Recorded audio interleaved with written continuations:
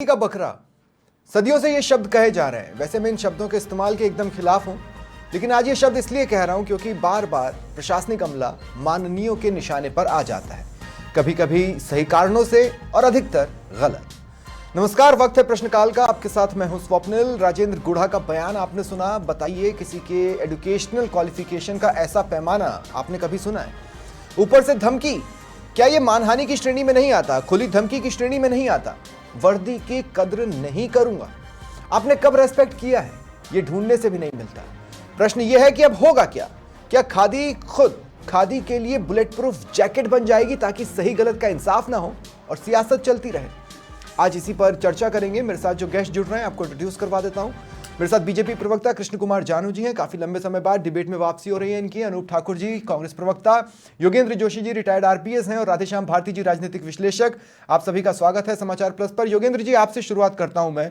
क्या ये पूरा बयान ये मानहानि की श्रेणी में नहीं आता? अगर आता है तो इस पर क्या किया जाना चाहिए? और सबसे आपत्तिजनक तो यह है कि वहां पर वो अमला खड़ा था जिसको बोला गया और किसी ने ऑब्जेक्शन भी नहीं किया। स्वप्निल जी, मैं ये बताऊं कि अगर व्यक्तिगत तौर पर कोई इस बात को करता, किसी के लिए इंगित करके, अगर इशारा करके करता या नाम से करता तो मानहानि बनती है। लेकिन अब इसने तो थानेदार है, डीवाईएसपी है, एसपी है, आरपीएस है, सबके लिए इस तरह की बात की है।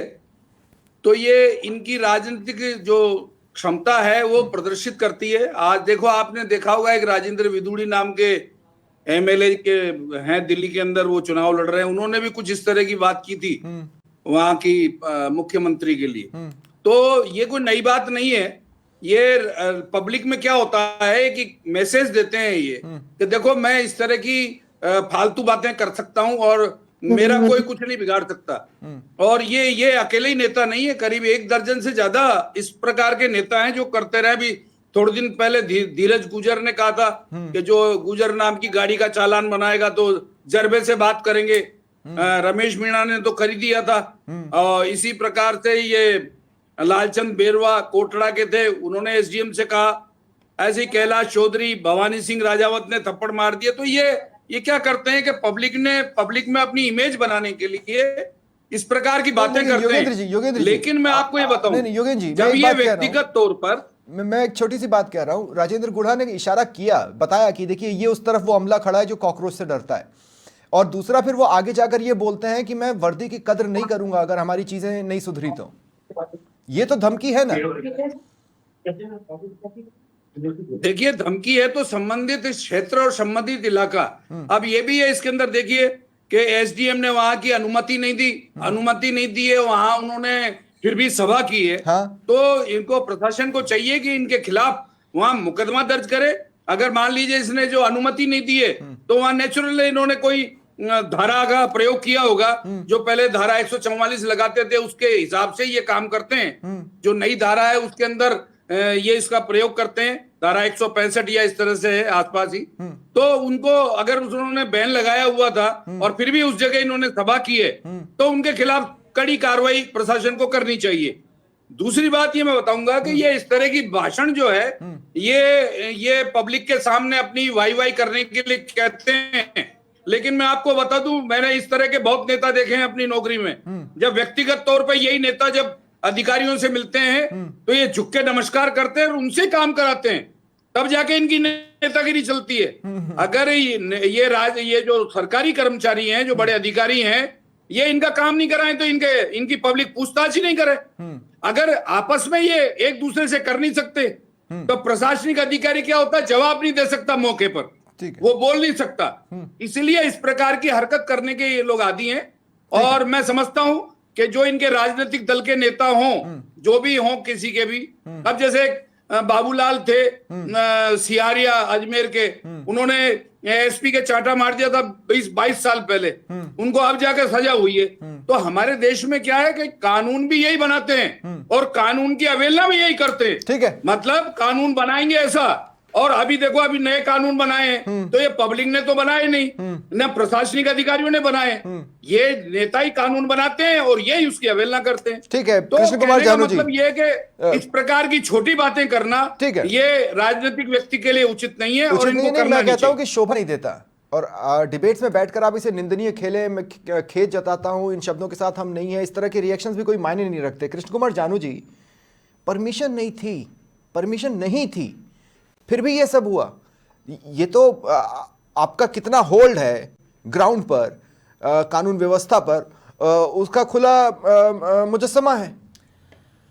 देखो, चर्चा में रहने के लिए राजेंद्र जी गुड़ा इस प्रकार के बयान अतीत में भी देते रहे हैं और चुनाव और बिना चुनाव के भी वो चर्चा में बने रहने के सारे प्रयास करते हैं। लेकिन मूल बात यहाँ आती है कि वो माननीय रहे हैं, 2 बार चुनाव जीते, दोनों बार मंत्री रहे हैं और 2 बार हारे हैं, अभी उपचुनाव भी हारे हैं।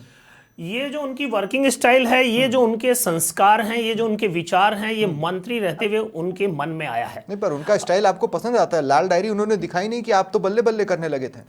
निश्चित रूप से बहुत सी बातें तात्कालिक लाभ के लिए किसी को पसंद आती होंगी, लेकिन उसमें कहीं हमारी पार्टी ने भी कोई राजनीतिक लाभ के लिए किसी बात को पसंद किया होगा। अतिशयोक्तिपूर्ण नहीं है। राजनीति में परिणाम प्रभावित करने वाली हर बात हर राजनीतिक दल उठा लेता है। लेकिन यहां एक बात समझ में आती है कि यहां कॉकरोच कौन है, इशारा किसकी तरफ है। राजनीति में कोई भी बात निरर्थक नहीं बोली जाती।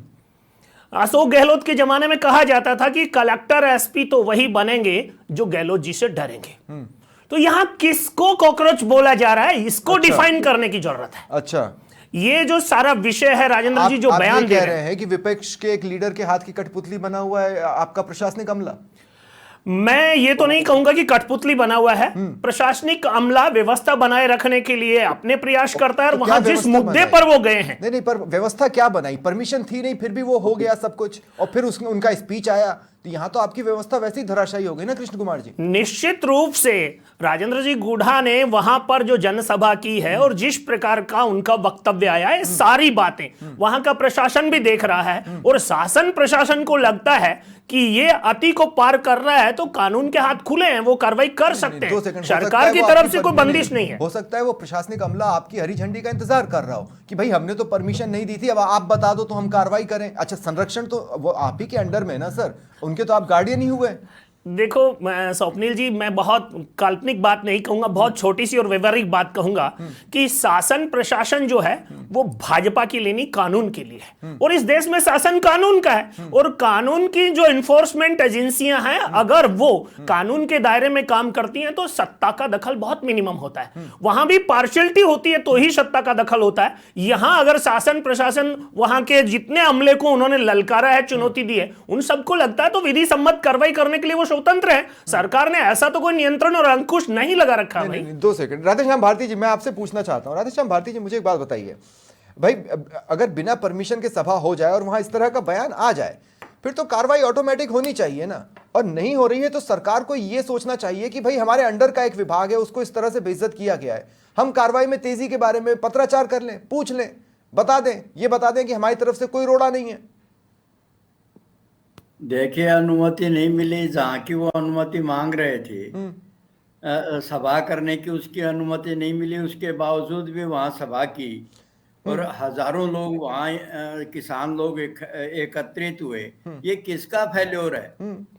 बेशक जानू जी चाहे अपने प्रशासन और अपने पार्टी का फेल्योर इसको ना बताएं, लेकिन बताइए वहाँ जिम्मेवार कौन है फिर इसके लिए? स्वप्निल जी, प्रथम दृष्टया तो यही गलत है कि जब आपने परमिशन नहीं दी, जब प्रशासन वहाँ जो उपखंड अधिकारी हैं जय सिंह जी, वो ये मान रहे हैं कि यहाँ जो है शांति भंग होगी और यहाँ उचित नहीं है सभा का होना, तो फिर होने कैसे दी? प्रश्न तो यहाँ उठता है। अब आप बताइए कि वो नहीं, तो फिर ऐसे अधिकारियों पर कार्रवाई होनी चाहिए ना। मेरा तो कहना है कि बिल्कुल होनी चाहिए। भाई अधिकारियों पर क्यों नहीं कार्रवाई हो जब वो ये खुद मान रहे हैं कि वहां पर जो है सभा नहीं होनी चाहिए और फिर भी सभा हो रही है। आप देखिए, वो मूक दृष्टा बन करके देख रहे हैं। ये सब क्या है भाई? आप बताइए, लॉ एंड ऑर्डर को कौन फॉलो करेगा? मतलब राजेंद्र गुड्डा क्या कह गए इस बात को ही हम यदि बात करें, वो तो इन्होंने डीएसपी साहब ने भी अभी कहा कि देखो ये गलत है। सबका जो पद पे हैं उनका भी सम्मान होना चाहिए, जो पद पे नहीं है संविधान ये कहता है कि सबका सम्मान होना चाहिए। तो इस तरह के तो कोई भी अप्रिशिएट नहीं करेगा इस तरह की बयानबाजी को। लेकिन सबसे बड़ी बात यह है कि ये जातीय राजनीति है। आप देखिए, क्योंकि राजपूत भारतीय जनता पार्टी का बड़ा वोट बैंक है और राजेंद्र गुड्डा से इस तरह की टसल यहाँ लेकर के फिर देखिए वो वोटों का गणित देख रहे होंगे, इसलिए कोई कार्रवाई नहीं हुई। वरना देखिए कार्रवाई तो बनती है भाई। आप बिना परमिशन के, एक कोई साधारण आदमी और बिना परमिशन के ऐसे कोई कार्यक्रम कर सकता है क्या? उसको कर लेने दे क्या प्रशासन? तो फिर इससे तो देखिए राधेश्याम जी, मैं एक कदम आगे बढ़ के ये बोलूंगा, अगर प्रशासन कार्रवाई नहीं कर रहा है तो फिर राजेंद्र गुड़ा ठीक ही तो कह रहे हैं कि ये लोग डरते हैं। मैं वही तो कह रहा हूँ, मेरा उधर ही तो इशारा है भाई। वो कॉकरोच बता रहे हैं कि ये जो बाथरूम में कॉकरोच से डरते हैं, तो फिर वो, और ये तो अपने आप प्रशासन का जो आचरण यहाँ रहा है उससे स्वतः सिद्ध हो रहा है कि वो कॉकरोच की भूमिका में आ गए हैं। वरना बताइए आप उनको कौन रोक रहा था कार्रवाई करने के लिए? और वो तो राजेंद्र गुड्डा ने तो ऐलान किया है कि यदि इतने तारीख तक ये मांगे नहीं मांगी गई, वो कितनी 21 या कितनी मांगे उसमें रखी है किसानों की, कि ये नहीं मांगी गई, मानी गई तो फिर यहाँ धरना प्रदर्शन और बड़ा का वो होगा। वर्दी की कद्र नहीं करूंगा ये कहा है उन्होंने, वर्दी की कद्र नहीं करूंगा। बताइए। ये नहीं, ये भी कहा है आगे, ये भी कहा है, वो तारीख भी दी है कि इतनी तारीख से यहाँ जबरदस्त आंदोलन होगा। तो आप बताइए, वर्दी की कदर नहीं करूंगा तो फिर वर्दी वाले क्या कर रहे हैं? बनता है ना, ये मामला बनता है। वर्दी की कैसे नहीं करोगे आप कदर? ठीक है राधेश्याम जी, मैं अनूप भाई आपको भी शामिल करना चाहता हूं। अनूप भाई, क्या है कि ये जो सस्ती तालियां और सस्ती स्माइल बटोरने की कला कुछ माननीय लेकर आते हैं, उनमें से कुछ माननीय आपके धड़े के भी हैं। प्रॉब्लम क्या है कि इस तरह के इशू पर कभी भी डिबेट करें तो इधर के चेहरे और उधर के चेहरे भी गिना दिए जाते हैं। आपके भी हैं धीरज गुर्जर, वो जूते मारेंगे, ये वर्दी की कद्र नहीं करेंगे। हो क्या रहा है? स्वप्निल जी, राजनीति में अच्छे शब्दों का चयन होना चाहिए, इसमें कोई शंका संदेह नहीं है। जो विधानसभा में, संसद में अपने क्षेत्र का प्रतिनिधित्व करते हैं, उनसे इस देश का, प्रदेश का युवा सीखने का प्रयास करता है, उनसे प्रेरणा लेता है, उनकी चाल चलन से, उनकी भाषा शैली से उस देश के युवा का भविष्य के नीति निर्धारण में उसकी महत्वपूर्ण भूमिका का एक निर्वहन होता है। तो कम से कम राजनीति करने वाला व्यक्ति किस राजनीतिक दल का है, प्रश्न वो नहीं है। प्रश्न ये है कि शब्दों का चयन निश्चित रूप से अच्छा होना चाहिए। आरपीएस अधिकारी हो, आईपीएस अधिकारी हो, आईएएस अधिकारी हो, कहीं ना कहीं अगर इस तरह की बात है तो आप देखिएगा कि सरकार की भी आप गंभीरता पे बड़ा प्रश्नवाचक चिन्ह है। अगर इस तरह की कार्रवाई हो रही है तो सरकार को निश्चित रूप से इस मामले में गंभीर होना चाहिए। अभी जानू जी कह रहे थे ये तो प्रशासन का काम है, ये कानून का काम है। उनसे पूछिएगा कि जब ईडी कार्रवाई करती है तो वो किसके निर्देश पर करती है, तो उसको निशाना कहाँ लगाना होता है, वो किसके निशाने पर काम करती है। तो अपने स्तर पे काम कर रही है। अभी जो चर्चा चल रही थी, राजनीतिक विश्लेषक चर्चा कर रहे थे कि निश्चित रूप से कहीं ना कहीं सरकार की शय है, इस बात का सरकार को डर है कि हम कार्रवाई करते। इंटरेस्टिंगली आपने पूरी, नहीं 2 मिनट अनूप जी, आपने पूरी डिबेट को शांति से सुना, आपने बड़ा एक इंटरेस्टिंग पॉइंट मिस कर दिया। कृष्ण कुमार जानू जी ये अंदेशा भी जता रहे हैं कि दरअसल ये विपक्ष का किया धरा भी हो सकता है। प्रशासनिक अमले को सुषुप्तावस्था में पहुंचाने की साजिश विपक्ष द्वारा रची हो सकती है। और इसमें देखिए, भजनलाल शर्मा नए हैं, अशोक गहलोत तो पहले से हैं, कई अधिकारी तो उनको जानते हैं। अब जब ये कॉकरोच वाली तुलना एक पुराने नारे से अगर हो रही है या पुरानी बात से हो रही है, तो फिर इसमें तो संदेह की सुई आपकी तरफ भी घूमती है कि शायद आप प्रशासन को भड़का रहे हैं या डरा रहे हैं। बहुत अच्छी बात कर रहे हैं स्वप्निल जी। भारतीय जनता पार्टी और भारतीय जनता पार्टी के प्रवक्ता अगर ये कह रहे हैं कि उनकी जो सरकार राजस्थान में काबिज है वो निरंकुश है और अभी भी पूर्ववर्ती सरकार के निर्देशों पर यह प्रदेश चल रहा है, तो इससे बड़ी सरकार की निरंकुशता, इस सरकार की कार्यशैली पे प्रश्नवाचक चिन्ह हो क्या सकता है। आप कृष्ण कुमार देखिएगा जानू जी, आप मानते हैं या कि नहीं, ये अभी- सरकार की कार्यशैली पर प्रश्न चिन्ह है या नहीं है? अगर प्रशासन अपने दायित्व को नहीं निभा पा रहा है तो ये फेलियर इनडायरेक्टली तो गवर्नमेंट के खाते में ही जाएगा ना। स्वप्निल जी, आपने पिछले दिनों एक बयान सुना होगा गहलोत जी का कि भाजपा प्रशासनिक फेरबदल नहीं कर पा रही है, हमने योग्य लोगों को लगाया था वही टिके हुए हैं। अब ये जो प्रशासन है इसका भाजपा और कांग्रेसीकरण नहीं किया जाना चाहिए। जो प्रशासन में लोग बैठे हैं वो कानून की नौकरी करते आपने हैं, भाजपा कॉकरोच के कांग्रेस की मायने नहीं। समझो कहकर तो ये इशारा किया ना कि इसका भाजपा स्वप्निल कांग्रेस जी, करण देखें। मुख्यमंत्री की क्या आईएएस अधिकारी नहीं सुन रहा है? कृष्ण कुमार जानू जी बताएंगे। मैं वही कोई पूछने की आईपीएस कोशिश कर रहा अधिकारी हूं। नहीं सुन रहा है? अनु भाई, 2 तो मिनट। इससे बड़ा निरंकुश शासन राजस्थान अनु के भाई, 2 प्रदेश मिनट। की हाँ, अनु भाई, 2 मिनट, 2 मिनट, 2 मिनट। मैं सवाल के बीच में ही हूं। मैं आपसे अनूप ये कह जी, रहा हूं। अनूप जी, आपको कोई ऐसा उदाहरण ध्यान आता है कि कोई आईएएस और कोई आईपीएस मुख्यमंत्री की नहीं सुन रहा है? तो पर्टिकुलर बताइए ना, कौन कह रहा है कि आप उनकी खुद सुन नहीं रहे? प्रमाणित कर रहे हैं, आप खुद बोल रहे हैं क्या? कि अभी भी पूर्ववर्ती सरकार के नेताओं की चल रही है। नहीं, दो आप मिनट, दो जिस मिनट, प्रकार दो का मिनट, दो ध्रुवीकरण मिनट। करना चाहते हैं प्रशासन का, वो हम नहीं होने दे रहे। नहीं, 2 मिनट, 2 मिनट। एक सिंपल सा पॉइंट है मेरा, एक सिंपल सा पॉइंट है। कृष्ण कुमार जानू जी, मैं इसको आप बिलो द बेल्ट नहीं लेंगे, मेरे को पूरी उम्मीद है। अनूप जी 2 मिनट रुकिए प्लीज। अनूप जी, मैं आपको रोक रहा हूं, 2 मिनट के लिए आपको रुकना होगा। 2 minute. Anoop ji please, Anoop ji 2 minute रुकें। कृष्ण कुमार जानू जी, मैं आपसे कह रहा हूं कि मैं जो सवाल पूछने वाला हूं आप उसको बिलो द बेल्ट की श्रेणी में नहीं लेंगे। मैं आपसे ये कह रहा हूं कि प्रशासनिक अमले को लेकर आपकी नाराजगी तो वैसे ही पब्लिक के बीच में है, और ये उसी प्रशासनिक अमले पर की ही तो बात हो रही है जिसको आप सरकार की ओर से आप देखो स्वप्निल जी, पूरा प्रदेश आपको इस प्रकार के जवाब सवाल, दीजिए ना। 2 मिनट अनूप जी, पहले अनूप जी की सुन ले। अनूप जी क्या प्लीज। कोई बयान दिया आपके नेताओं ने? अनूप जी 2 मिनट रुकिए ना। हमारी सुनवाई- अरे सत्ता अनूप तो जी, नहीं प्लीज। मिली, उनको अनूप जी, अपनी 2 बात मिनट रुक कहने का जाइए, मौका प्लीज। तो मिले। अनूप जी 2 मिनट रुक जाइए प्लीज।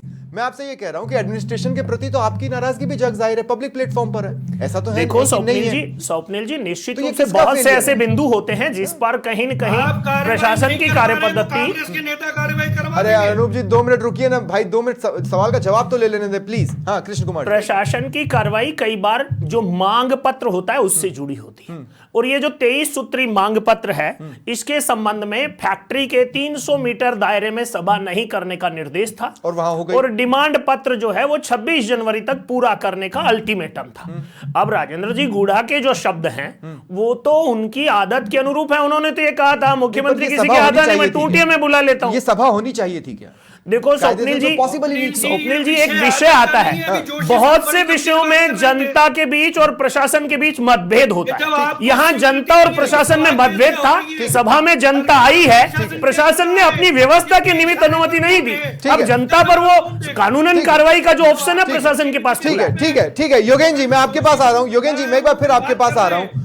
क्या समझिए ना उस बात क्या को। अनूप भाई 2 मिनट। योगेन जी देखिए, क्या ये पॉसिबल है कि नजर न रखी गई हो? भाई नजर तो रखी जाएगी। अब अच्छा, कार्रवाई 2 लेवल पर। अरे अनूप जी 2 मिनट रुक जाइए अब आप प्लीज।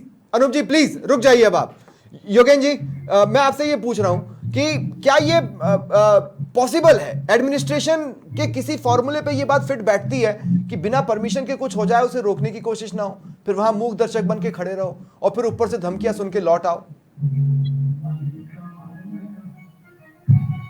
देखिए स्वप्निल जी, प्रजातंत्र में ये अंग्रेजों का शासन तो है नहीं। हाँ कि अगर वहां जहां बैन लगाया है, अगर वहां 1000 लोग इकट्ठे हो गए तो लाठी चला करके उनको डिस्पर्स कर देंगे, या उनको वहां से हटा देंगे, या गोली चला देंगे। ये इस तरह की चीजें प्रजातंत्र में तो होती नहीं है। लेकिन हाँ, इसके जो कानून और नियम बने हुए हैं सीआरपीसी के अंतर्गत, उसके अंतर्गत कार्रवाई होनी चाहिए। उसके अंतर्गत इनके खिलाफ मुकदमा भी दर्ज होना चाहिए।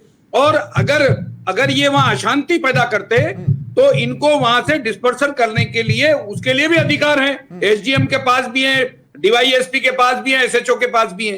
तो कानूनी कार्रवाई करने में कोई रोकता थोड़ी है। और अगर उन्होंने वो जिस चीज की अवहेलना की है, उस चीज पे सरकार किसी की भी हो, कार्रवाई करनी चाहिए। वहां के अधिकारियों को बताना चाहिए कि हम कॉकरोच से नहीं डरते हैं, हम सांप की भूमि में भी हाथ डालना जानते हैं। मैं आपको बताऊं, ये कहा क्यों उन्होंने?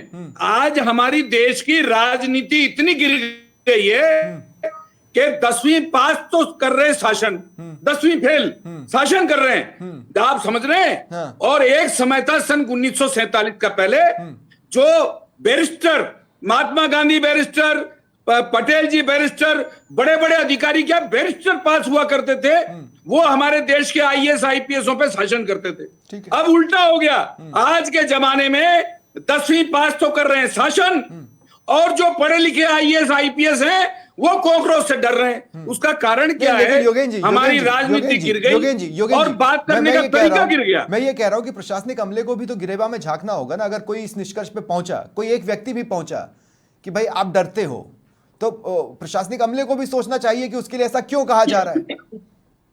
अरे साहब, मुझे बताओ, गोविंद सिंह डोडासरा वहां कह गए कोटा के अंदर आईजी के लिए कि मैं तुम्हारे घुटने घिस दूंगा। क्या कर लिया भाई उस आईजी ने इनका? वो तो व्यक्तिगत का है नाम लेके उसने, तो क्या कर लिया? कुछ नहीं किया। वहां जो सभा कर रहे थे उनके खिलाफ छोटा मोटा मुकदमा दर्ज करके फ्री कर दिया। अगर तरीके का अधिकारी होता वहां तो मुकदमा दर्ज करता वो। मैं इस बात का स्वप्निल जी जवाब देना चाहूंगा, जो जोशी साहब आरोप लगा रहे हैं। नहीं, वो आरोप नहीं लगा रहे हैं, वो एक घटना बता रहे हैं जो हुई है और पब्लिक प्लेटफॉर्म पे सबने देखा और सुना है। ये तो सार्वजनिक बात है भाई, ये तो सार्वजनिक बात है।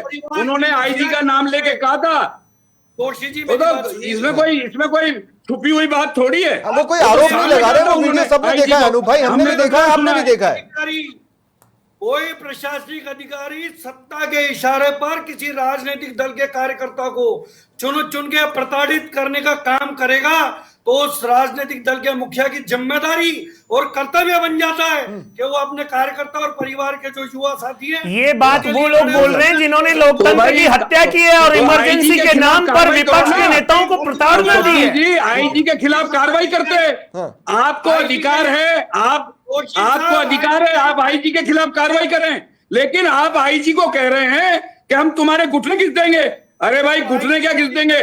वो उस आईजी के तो रीढ़ की हड्डी नहीं थी, उस आईजी के रीढ़ की हड्डी नहीं थी। वो डोडासरा साहब और मुख्यमंत्री के दरवाजे पे बैठा रहता था, इसलिए उसने ये बात सुन ली, नहीं तो कौन सुनता इस तरह की बात। ठीक है, बिल्कुल। वो तो ठीक है, वो आईजी, उसके तो रीढ़ की हड्डी नहीं थी आईजी के, वो सुन के बैठ गया वहां। और क्योंकि वो कांग्रेस शासन में भी आईजी रहा, अब मैं आप दोनों को रोक रहा हूँ। ठीक है, मैं आप दोनों को रोक रहा हूँ। राधेश्याम जी, मैं आपके पास आ रहा हूँ। लेकिन अगर कोई इस तरह की बात प्लीज किसी दूसरे के लिए कह दे, ठीक है, तो ये कोई ये योगेन जी, मैं आपको भी रोक रहा हूँ, अब अनूप जी आपको भी रोक रहा हूँ। राधेश्याम जी, मैं आपके पास आ रहा हूँ और मैं इस सवाल के साथ आ रहा हूँ कि देखिए, आज अगर हम ये सोचे कि कल को इस पर कोई नई डिबेट नहीं होगी, होगी, क्योंकि इस तरह के बयान बहुत आम हो चले हैं और होते रहेंगे। राधेश्याम जी, क्लोजिंग कमेंट। काम नहीं करते उन एक बार चुप कराइए ना। अनु भाई 2 मिनट रुक जाइए। अब आप, अनु भाई आपको रुकना होगा, अनु भाई आपको रुकना होगा। देखिए, मैं म्यूट कराना पसंद नहीं करता हूं। अनु भाई आपको रुकना होगा। अनु भाई, मैं बिल्कुल म्यूट कराना पसंद नहीं करता हूं, आप रुक जाइए प्लीज। हाँ, अब रुक जाइए अनु भाई, ठीक है। राधेश्याम जी, अरे अनूप जी रुकिए प्लीज। हाँ, राधेश्याम जी। स्वप्निल जी, आप देखिए, राजनीतिकों का आचरण, इसको कौन जो है संयमित करेगा? गहलोत साहब खुद मुख्यमंत्री रहते हुए पिछले अपने उसमें चुनावों से पहले उन्होंने क्या स्टेटमेंट दिया कि ये ईडी तो जो है गली में कुत्तों की तरह फिरता है। बोलो, कहा था कि नहीं कहा था गहलोत साहब ने? अब मुख्यमंत्री बताओ इस तरह का स्टेटमेंट दे रहे हैं, एक ऐसे अधिकारी के लिए ऐसे कह रहे हैं, तो फिर आप बताइए कि आचरण की, अच्छे आचरण की, अच्छे शब्दों की, अच्छी भाषा की, मृदु प्रांजल भाषा की हम किससे उम्मीद करें? यानी कहीं ना कहीं प्रशासन और जो है वो ओबलाइज्ड रहता है, इसलिए कार्रवाई नहीं कर पाता है। प्रशासन यदि ओबलाइज्ड नहीं हो तो उनको तो पूरा अधिकार रहता है। भाई, कानून की पालना कौन कराएगा? नेता कराएंगे क्या? लीडरशिप तो कराने से रही, कार्यपालिका करेगी, कार्यपालिका कराती नहीं है, तो कहीं ना कहीं पेश तो है, क्योंकि वो ओबलाइज्ड है, इसलिए वो कार्रवाई नहीं कर पाते। तो इसलिए देखिए, मुख्य मुद्दा तो ये होना चाहिए कि हमारी पब्लिक जो है, जो इस तरह की बयानबाजी होती है उसको कदाचित अप्रिशिएट नहीं करे। अब उसमें भी मीटिंग में आप देखो, बुढ़ा साहब जब ये कह रहे थे तो तालियां बज रही थी पब्लिक की तरफ से। तो अब जब पब्लिक इस तरह का चाहेगी तो बताइए फिर उस पे जो है उसको नियंत्रित कौन करेगा? ठीक है, किस तरह से अच्छे आचरण की हम उम्मीद करेंगे, बताइए आप। ठीक है। तो सबसे सबसे पहले पब्लिक में को भी ये समझना चाहिए कि भाई हम किस पे ताली बजा रहे हैं, किस पे नहीं। जो एसडीएम लगे हैं या पुलिस अधिकारी लगे, वो आखिर किसके बच्चे, वो भी किसी के लाल है ना। ठीक है।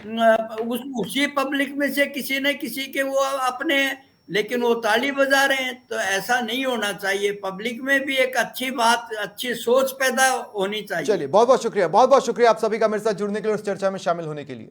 फिलहाल इतना ही, नमस्कार।